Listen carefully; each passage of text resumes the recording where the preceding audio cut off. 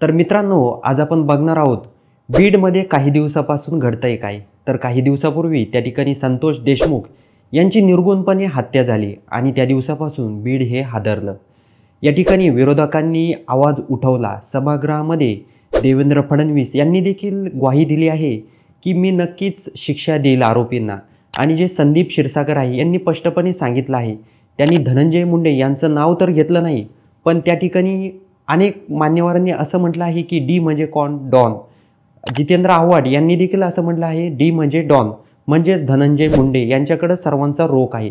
याचं कारण पण तसंच आहे, कारण अनेक ठिकाणी वाल्मिक करार आणि धनंजय मुंडे हे एकत्रित मानले जाते. त्याचबरोबर ज्या पंकजाताई मुंडे आहेत यांनी एका सभेद्वारे म्हटलं आहे की धनंजय मुंडे यांचं वाल्मिक करारशिवाय पान देखील हालत नाही. त्या वक्तव्यामुळं पंकजा मुंडे यांच्यावर देखील आरोप लावले जात आहे.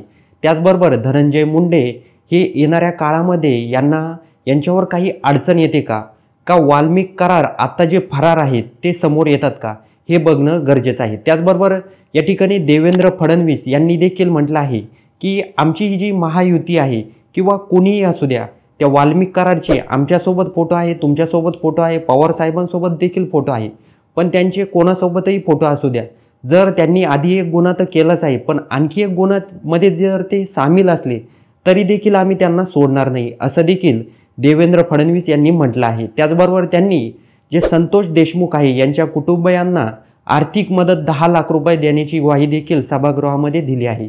त्याचबरोबर त्यांनी जे बीडचे SP होते त्यांचं ट्रान्सफर करून त्या ठिकाणी नवीन पोलिसांना देखील भरती केलं आहे. याचं कारण म्हणजे बीडमध्ये जे तणावाचं वातावरण निर्माण होत आहे याला कारणीभूत त्या ठिकाणी वाल्मिक करार हेच आहे असं बोललं जात आहे. त्या ठिकाणी जे देवेंद्र फडणवीस आहे यांनी देखील म्हटलं आहे की कुणीही या ठिकाणी भूलथापांना बळी पडू नका आणि आपण कोणत्याही सहानुभूतीला बळी पडणार नाही, आपण जे सत्य आहे ते समोर काढू. आणि त्या ठिकाणी त्यांनी म्हटलं आहे की येणाऱ्या 2-3 महिन्यामध्ये आपण आरोपीला कठोरची कठोर शिक्षा करू, त्यामुळं कुणीही याच्यावर काही बोलू नका आता. आणि बीडमध्ये काय चाललंय, राजकारण काय आहे याशी आपल्याला राजकारण कुणीही बीडमध्ये करू नका असं देखील देवेंद्र फडणवीस यांनी बोललं आहे.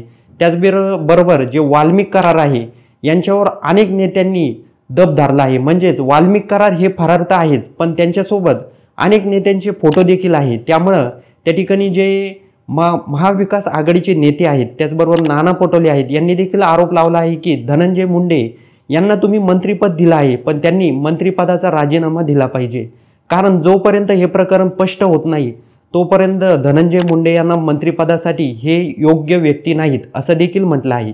त्याचबरोबर या ठिकाणी जे सुरेश देसाई यांनी देखील म्हटलं आहे की जे पालकमंत्री पद आहे बीडचं, हे धनंजय मुंडे आणि पंकजा मुंडे यांच्याकडे देऊ नका, हे फक्त देवेंद्र फडणवीस किंवा उपमुख्यमंत्री अजित पवार किंवा एकनाथ शिंदे यांच्याकडे असलं पाहिजे. म्हणजेच या ठिकाणी जे पूर्ण जो तपास आहे हो स्पष्ट होईल. आणि त्याचबरोबर सुरेश धस यांनी फक्त या ठिकाणी जे धनंजय मुंडे आहे यांचं नाव घेतलेलं नाही, त्यांनी फक्त त्यांना आका या शब्दात म्हटलं आहे, आका म्हणजेच धनंजय मुंडे. त्याचबरोबर आव्हाडांनी पण स्पष्टपणे धनंजय मुंडे यांचं नाव घेतलं नाही, त्यांनी फक्त म्हटलं आहे की डी म्हणजे कोण, डॉन म्हणजेच कोण, धनंजय मुंडे. असा सर्वांचाच रोग धनंजय मुंडे यांच्याकडे आहे. त्याचबरोबर येणाऱ्या काळामध्ये जे वाल्मिक करार आहे यांच्यामुळं धनंजय मुंडे अडचणीत येते का हे बघणं गरजेचं आहे. त्याचबरोबर जर मित्र हो तुमचे काही प्रश्न असतील तर कमेंटमध्ये नक्की कळवा आणि व्हिडिओ आवडला असेल तर चॅनलला सबस्क्राईब करायला विसरू नका. तर भेटूया पुढच्या भागामध्ये, तोपर्यंत नमस्कार.